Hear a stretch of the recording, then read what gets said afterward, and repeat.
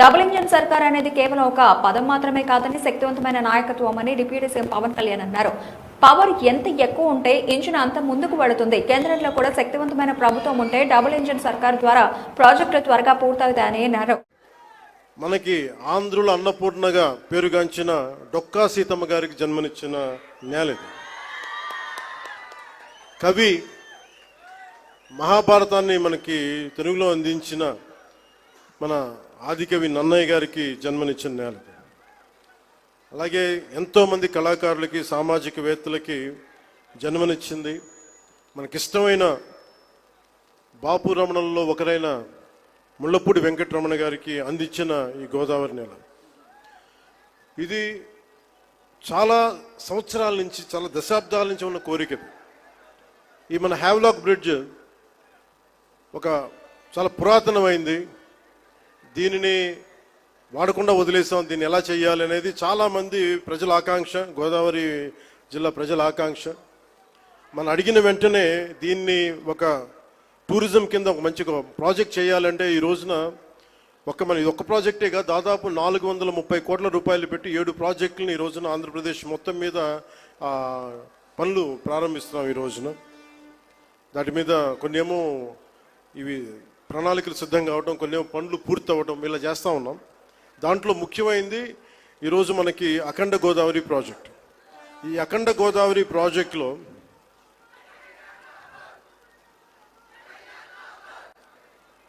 2024 ఎన్నికల సమయంలో ఎన్డీఏ కూటమి నిర్ణయించుకుంది ఈ రాష్ట్రాన్ని అన్ని రంగాల్లో సమగ్ర అభివృద్ధి సాధించేలా పనిచేయాలని. దాంట్లో భాగంగానే గౌరవ ముఖ్యమంత్రి శ్రీ నారా చంద్రబాబు నాయుడు గారు ఆ రోజు మేమందరం కూటమి భాగస్వాములు అందరూ అనుకొని ప్రతిదీ కూడా ముఖ్యంగా పర్యాటక రంగంలో ఎక్కువగా యువతకి ఎక్కువ ఉపాధి అవకాశాలు ఉంటాయి. అంటే మీరు ఊహించుకొని దీనికే ఈ చేస్తున్న ఈరోజు ప్రాజెక్టుకి ముందుగా స్టార్ట్ అయ్యి దాదాపు ఒక 800 మందికి ఎంప్లాయ్మెంట్ దొరుకుతుంది దీనివల్ల.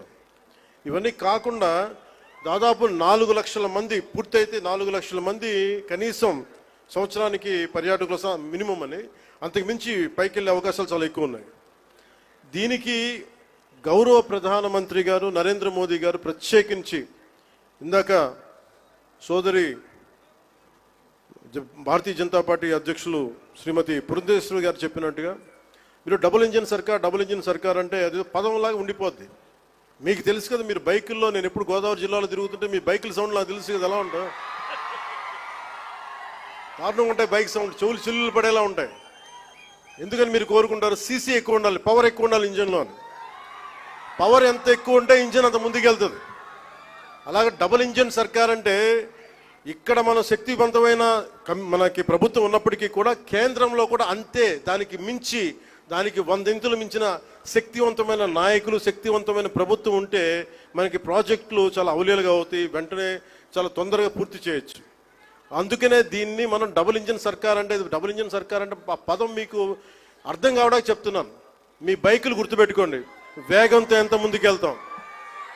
కాకపోతే ఆ వేగం మనకి గమ్యానికి చేర్చేలా ఉండాలి. అందుకని అలాంటి చాలా ప్రత్యేకమైన గైడ్ లైన్స్ తోటి ముఖ్యంగా ఈరోజు మనకి విచ్చేసిన మన టూరిజం శాఖ, కేంద్ర టూరిజం శాఖ మార్చులు గజేంద్ర సింగ్ షెకావత్ గారు ఈ రోజున మన స్టేట్కి మద్దతు ఇవ్వటం ఈరోజు మొదటిసారి కాదు. ఈ రోజున మనకి విశాఖ స్టీల్ ప్లాంట్ కూడా మనకి ఈ రోజున దాన్ని ప్రైవేటీకరణ కాకుండా కాపాడగలిగామంటే దానికి ముందస్తుగా దానికి మనకి బీజాలు చేసింది గజేంద్ర సింగ్ షెకావత్ గారు జలశక్తి మినిస్టర్గా ఉన్నప్పుడు. పోలవరం ప్రాజెక్ట్ని, so I been telling you that how much you have understood Polavaram projects. అంటే పోలవరం ప్రాజెక్ట్ ఆయన మనకున్న, అంటే నిజంగా చెప్పాలంటే నాకు కూడా అంత డీటెయిల్డ్గా నేను అర్థం చేసుకోలేనేమో, కానీ ఆయన being a public servant, former public servant, ఆయన అర్థం చేసుకొని పోలవరం ప్రాజెక్ట్ని వెంటనే దాన్ని వర్క్ చేసి పెడితే, దానికి కావాల్సిన వర్క్ చేసి పెడితే ఈ రోజున ప్రైవేటీకరణ ఆకుండా ఉందంటే దానికి ఆయన వేసిన నాంది అంత బలమైంది. ఎప్పుడు Gajendra Singh Shekhawat ji always wants our Andhra Pradesh to be very progressive, to have a greater development. and he would like all the support which is needed, and he would extend that.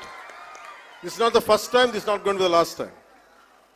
As long our NDA government continues, the growth will happen in a fast-paced manner. And we are grateful to you, sir. We are extremely grateful to you for the support you have extended. ముఖ్యంగా ఈ అఖండ గోదావరి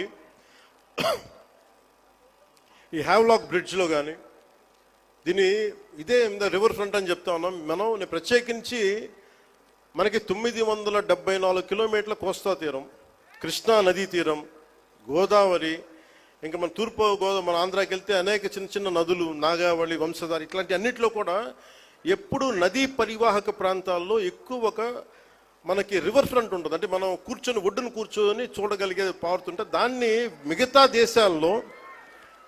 దేశాలు విపరీతమైన tourism develop చేస్తారు. మనకి నదులు అనేవి మనం ఎలా చూస్తామంటే విదేశాల్లో కేవలం అక్కడ కూర్చోబెట్టి రెస్టారెంట్స్ లేదంటే ఇవి పెడతారు. మన నది మన జీవనంలో భాగం. మన నది మన సంస్కృతిలో భాగం మనకి. అలాంటి భాషా సంస్కృతులు పరివిడిల్లే తీరవాహక ప్రాంతాలు మనవి. అందుకని వీటిని ముఖ్యంగా మనం కూర్చున్న పుష్కర్ ఘాట్లు డెవలప్ చేయడంతో పాటు ముఖ్యంగా మన కళలు వీటి మొత్తం చూస్తే దాదాపు అక్కడ మనకున్న షాప్స్ పెట్టడం కానీ, మన సంస్కృతికి సంబంధించిన షాప్స్ కానీ ఇవన్నీ పెట్టడానికి చాలా బలమైన ప్రణాళిక చేశారు.